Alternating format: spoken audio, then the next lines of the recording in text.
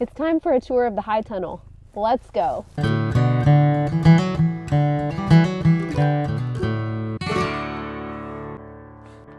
Hey friends, it's Kendall, your joyful farmer. We're going to tour my high tunnel today. That's kind of crazy to say. It's our first year having a high tunnel, but we're going to look through the garden and see what I've got growing. Luke's here with me today. He followed me in, but he'll just hang out with us too. Right, Luke? So my family and I live here in North Texas, north of the Dallas-Fort Worth Metroplex, in a tiny town on our small farm. And we have a pretty large garden that we grow on, and we've got chickens and goats for dairy and other creatures, including cats, obviously. Our goal is to grow and raise as much of our own food on our 5 acres as we can for our family, and we find a lot of joy in doing that. In the past, I have grown primarily outdoors in raised beds and in-ground beds in the elements, and this is new to us this year, growing in a high tunnel. So in the past, I have grown a pretty large garden out in the elements, so in-ground and in raised beds. I started out gardening, growing food for my family, just seeing it as functional and practical and a wonderful way to connect with creation. And it's really just a miracle growing food from seed. So primarily out in my big garden in the past, I've grown food. And last year I grew 6 60-foot rows of cut flowers. And I really enjoyed doing that. I fell in love with it. And I decided this year that we would convert the entire front garden to cut flowers. So I have most of the rows out there are going to be cut flowers, and then I have one row that I'm going to save for food. So a little bit of the leftover starts and stuff that I have in here, I'm going to go and plant out in the big garden in that one row. But this year our food effort is going to be concentrated in the high tunnel. So in the past I've been overwhelmed with the size and scope of the big garden and growing food. And so the goal here is to have a more concentrated effort in the high tunnel, growing as much food as we possibly can in this smaller space. So what you'll see in here today is primarily food, and then I do have some cut flowers that I'm growing in here. I'm going to be doing some experimenting in here as well as the big garden to really continue to determine what works best for us here on our property in North Texas. We're growing here in zone 8A, 8B, right on the border there. Our summers are really, really hot and we deal with a lot of pest pressure. So the hope is for the high tunnel this year with the shade cloth and the insect netting that we've got a little bit of protection from those elements. So let's walk around and see what I have growing. So as you can see, we've got beds that run and create a U shape all the way around the edges of the high tunnel. And then the middle 2 beds are long, and we've got walkways between each of the beds as well as kind of across the back. The beds are each 4 feet wide, and then the walkways are each 2 feet wide. Here in this first bed, I've got some dahlia tubers here in the front. I think I planted about 6 of them, and they're just starting to sprout. I see some shoots coming up. I think they're pastel colors, so we'll see how they go, but I thought that'd be really nice to, when you first walk in the high tunnel door, see some beautiful dahlias. Back here, I've got some dino kale along the edge. It's a Black Magic variety from Johnny's. It's supposed to be really uniform leaves, and so far it does look really beautiful, and it's at a point now where I can just start to harvest some from it. I have some larger plants. I actually started these from seed, so I direct sowed the kale that's there. And then I did have some plant starts that I had started, and it was good that I did because there were some pill bugs that got after some of the kale plants when they were really small. So it was a mystery there for a while. I was looking at the kale coming out and going, oh my gosh, where are the leaves going off of the kale? And I thought it was mice, but it wasn't mice. It was pill bugs. So I've been sprinkling a little bit of diatomaceous earth on the smallest little seedlings, and they've been doing fine. Down here I have some zucchini.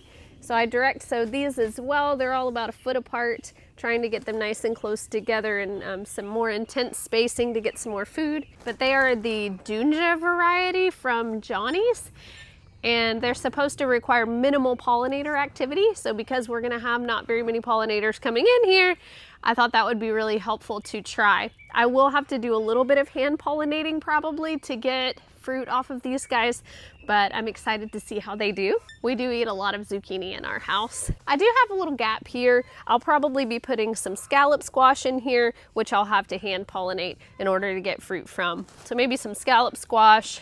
I think I have some yellow scallop squash seeds that would be really good. Down here where Luke's laying, this is gonna be where I plant the dahlias and zinnias that I started from seed that I got from Floret. So if you haven't heard of the Floret line of flowers, she actually has bred some really beautiful colors, and it's been a pretty big deal this year. They're a little bit on the expensive side. I didn't go crazy buying seed packets, but I did get a couple of seed packets so that I can grow some of the beautiful dahlias and zinnias that she had. I think I got the Bee's Choice and the Dawn Creek Pastels. Here are the zinnias from Floret. They look really pretty. You can tell the stems are different colors, so we're gonna have some nice variety in the different colors we get from them. And then same thing for the dahlias. You can tell some of the stems are more purple, some are more green. So I'm just so excited to see what sort of colors we get this year. And I'm gonna be very careful in here to bag some of the flower heads and save some of the seeds and let them do a little bit of cross-pollinating as well with one another, just to be able to save some of the beautiful colors of seed for next year. And back here in the corner, I have some eucalyptus. So in each corner, there's a different variety of eucalyptus. This is the, I believe it's the Silver Dollar eucalyptus. It's a little bit larger leaves. And eucalyptus is one that takes a really long time to grow from seed. I started it back in November, and I actually kind of winter sowed it, let it be outside much of the winter, and it's done really well. I'm excited to grow eucalyptus for bouquets. Since we are going to be doing so many cut flowers, we need some really nice fillers. And because we're in zone 8A, 8B, we should be able to overwinter our eucalyptus plants here in the tunnel, especially if I cut them back and I mulch them well. So I'm excited to see how those do. Over here on the back wall, I have a whole bunch of cilantro. I've basically planted a cilantro hedge because we anticipate putting peppers back here. So I have some Jimmy Nardello peppers that I've grown that I'm excited to plant. And my dad actually grows super hot peppers. He has scorpion peppers and reapers and fire-breathing dragon peppers. I don't know, there are all sorts of different varieties that he grows. So we'll put some of those back here as well. Peppers tend to like the heat, but not too much heat.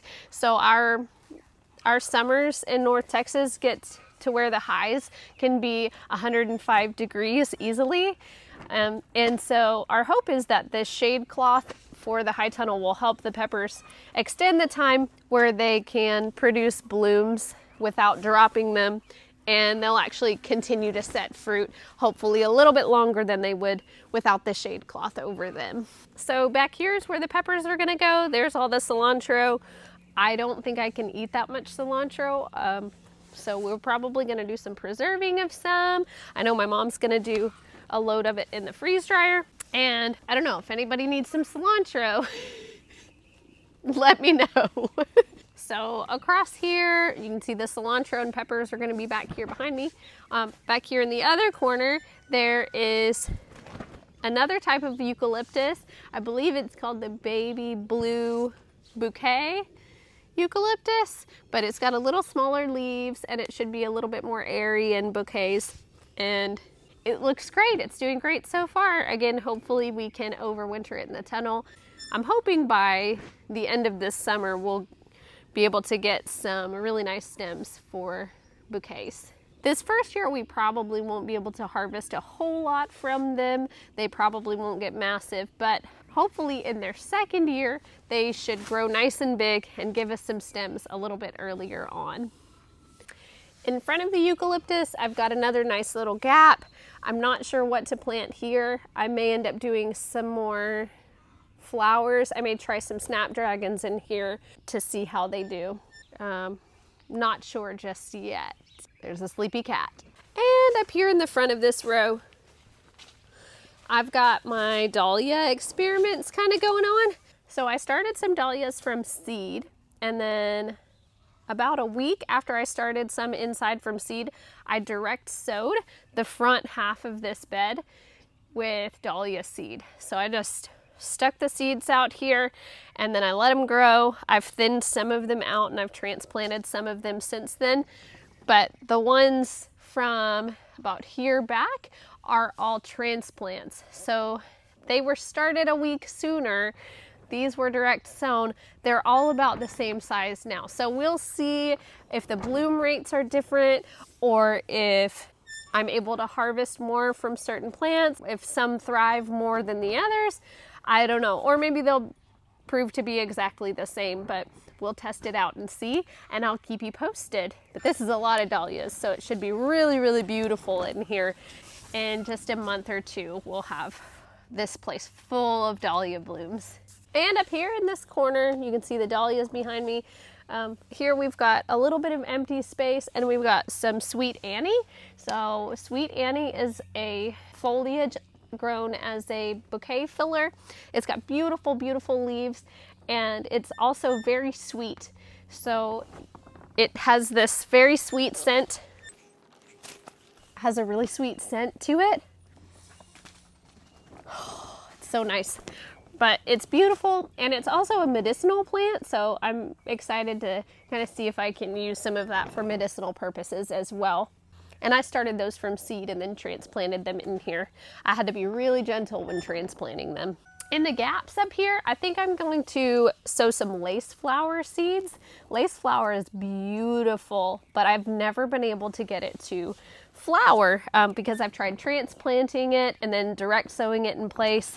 It likes to be direct sown, so I'm gonna hopefully get some from seed here and I'll just be sure to baby it and kind of keep it watered until it does sprout.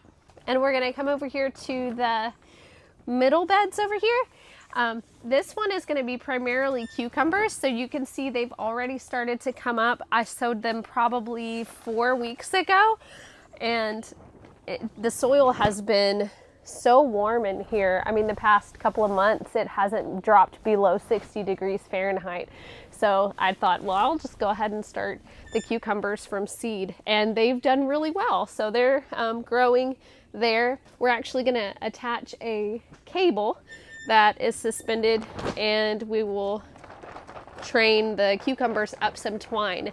So we'll do some vertical trellising on the cucumbers. I'll be sure to show you that when we get there, training them up a string.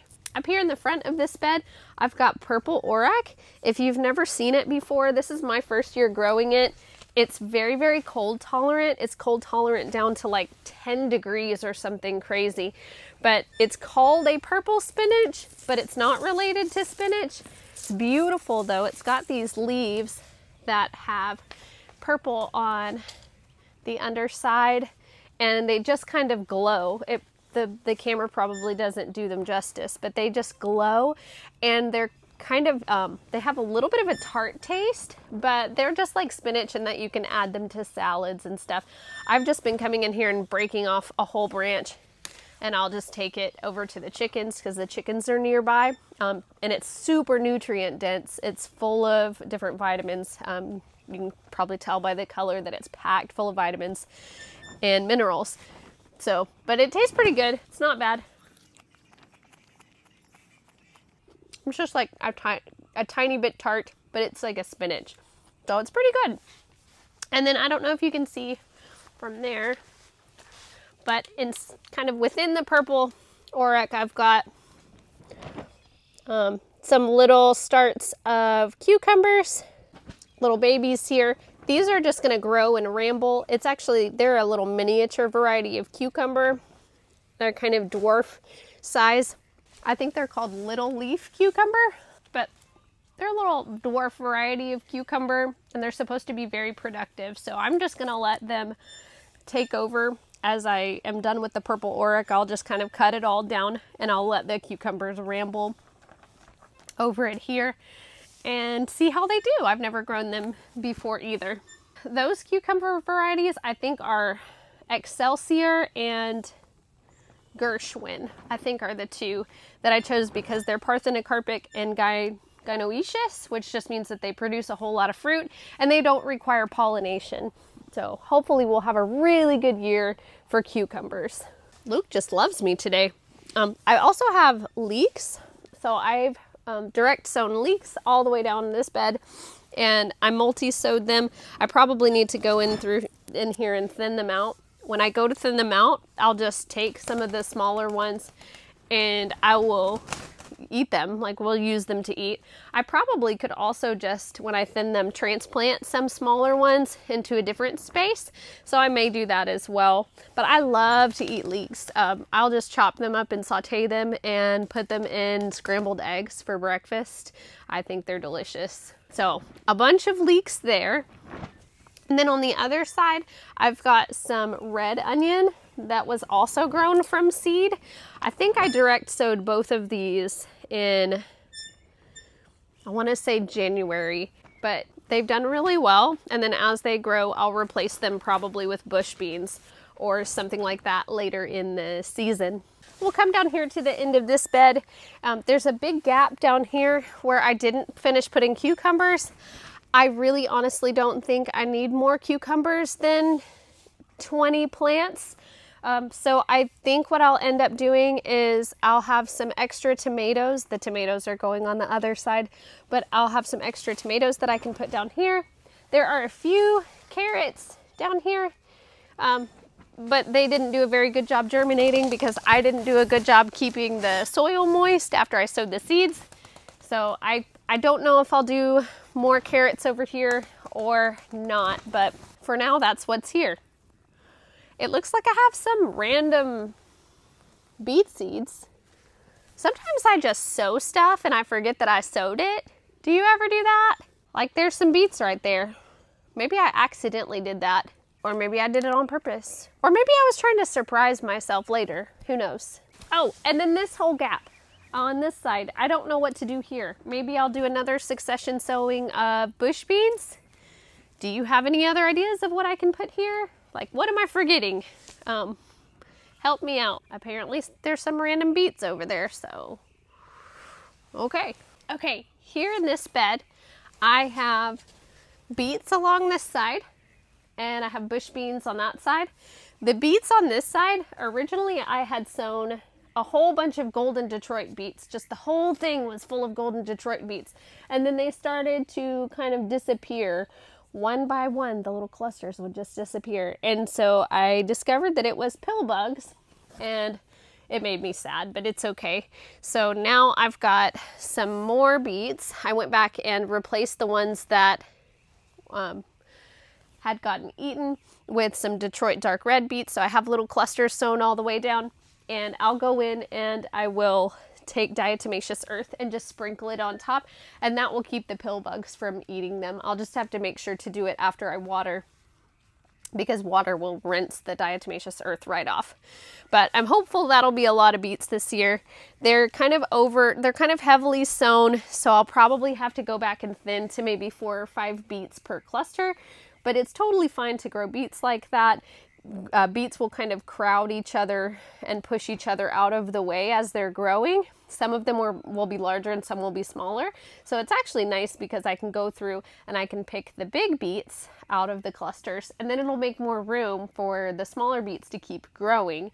And I've got a little bit of beets at a time rather than all the beets all at once. The bush beans are provider bush beans. They should work really well in here. And that's going to be a lot of bush beans.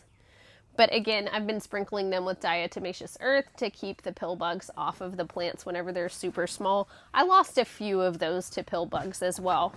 And then down here, down the middle of this row is all going to be tomatoes. So I'm going to be very intentional this year about spacing my tomatoes 1 foot apart in here. And I will prune them to a single stem, and we'll have them trellised vertically. So we'll have a cable going down the center, and we'll have twine attached to each tomato. and I'll be careful to keep them pruned. Out in the big garden, I usually can get away with spacing my tomatoes 12 inches apart and not pruning them. After about 2 or 3 feet off the ground, I'll just let them go and they'll continue to grow just fine. We really don't deal with blight here because we've got such an arid climate, but because this is going to be a little bit more enclosed than out there, I want to be careful to make sure to prune to just one stem and keep the airflow around the plants to minimize that disease. But I've got a bunch of different tomato varieties. I will share those with you. I'll walk through the plant starts here in a second and I'll show you the ones I've got going. But I should be able to fit about 36 plants in here, and then down at the end of the other row, probably about 6 or so down there as well. So should be a lot of tomatoes.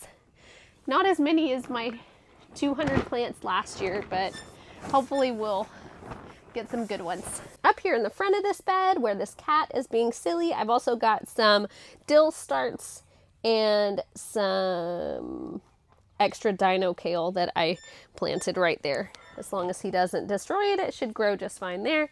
And then down at the end of this bed, there is more cilantro. Actually, the end of both of these beds, there's more cilantro. Why? I really don't know. I don't think I need that much cilantro, but there it is. So that's pretty much all the plants. I'm going to show you this tomato starts here in a second, but I wanted to show you behind me this really amazing cabled watering hose that my husband put up for me. You can actually purchase a kit, but we wanted to DIY one because we don't like to spend extra money when we don't have to. So the way he set it up, we'll go over it in a future video, but it is awesome. I'll just pull that hose down and it waters super well. And we'll do a second one actually on the other side, since we'll have the trellises for the cucumbers and tomatoes down the middle here. We won't really be able to cross the entire high tunnel with one hose. So we'll do a hose here and a hose here, and it'll be set up really nicely to where I can water by hand. And back here, I just wanted to show you really quick my tomato starts. You may have noticed that there are a whole lot of plant starts in here. That's because I'm doing a plant sale this year and I ran out of room in the greenhouse. So we've got a whole lot of baby plants in here right now. But here are some of the tomato varieties I'm going to be growing this year. There is Giant Belgium, and there are rose tomatoes over there. There's Moscovich tomato, which now looking back, it is a cold tolerant tomato. So I probably could have gotten away with planting that out a couple of months ago. We got kind of lucky with our weather. Our winter this year has been rather mild.